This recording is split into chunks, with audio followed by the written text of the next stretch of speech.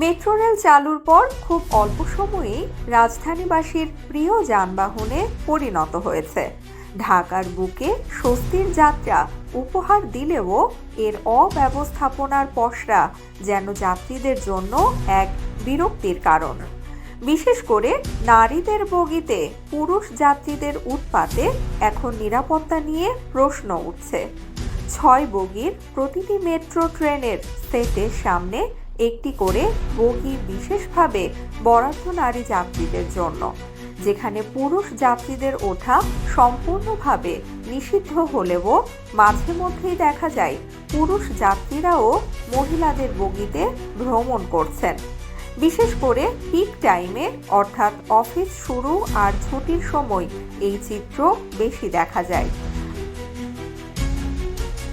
মেট্রোতে উঠতে গেলে বেশ কিছু ধাপ অনুসরণ করে নিরাপত্তার মধ্য দিয়ে উঠতে হয়। মহিলা বগির সামনে পুলিশের একজন কনস্টেবল সবসময় নিরাপত্তায় থাকেন। এছাড়াও স্টেশন চত্বরে রয়েছে নিরাপত্তা বাহিনীর সদস্যরা।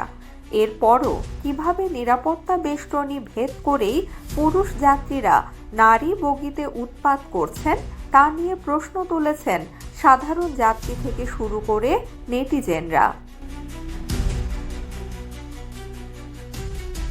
সামিয়া মাহবুব নামের মেট্রোর এক অনিয়মিত যাত্রী ফেসবুকে লিখেছেন, আমি প্রতিদিন মেট্রোতে মিরপুর 10 থেকে মতিঝিলে যাতায়াত করি।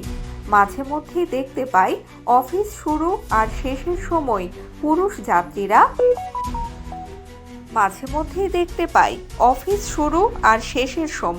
পুরুষ যাত্রীরা নিরাপত্তা বেষ্টনী ভেদ করেই নারী বগিতে উঠে যায়।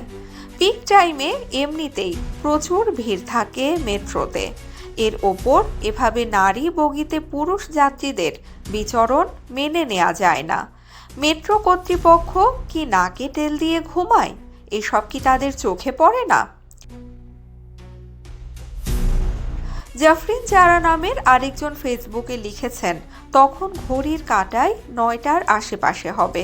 আমি উত্তর স্টেশন থেকে মেট্রোতে উঠলাম। পল্লবী যেতেই হঠাৎ করে 7-8 জনের একটি ছেলেদের দল উঠে পড়ল মহিলার বগিতে। সবাই আমরা রীতিমতো চিৎকার চেঁচামেচি করলেও কোনো লাভ হলো না। তারা সচিবালয় স্টেশন পর্যন্ত সেখানেই অবস্থান করলো। এরপরও সিসি ক্যামেরায় চেক করে বা অন্য কোনোভাবে নিরাপত্তা কর্মী এসে তাদের নামিয়ে দিল না। এই কি আমাদের মেট্রো নিরাপত্তা? এমন হলে সেদিন খুব বেশি দূরে নয়, মেট্রো হারাবে তার জনপ্রিয়তা। কর্তৃপক্ষের বিষয়গুলো দেখা উচিত। এদিকে মেট্রোতে প্রতিদিনই লক্ষ্য করা যায় উপচে পড়া ভিড়। মহিলা বগিতে জায়গা না পেয়ে অনেক সময় বাধ্য হয়েই পুরুষ বগিতে উঠে যেতে দেখা যায় নারী যাত্রীদের। এর ওপর যদি এভাবে নিরাপত্তা বেষ্টনী ভেদ করে নারী বগিতেই পুরুষরা উঠে পড়েন, তাহলে তো মেট্রো কর্তৃপক্ষের নিরাপত্তা আর অব্যবস্থাপনা নিয়ে প্রশ্ন উঠবেই।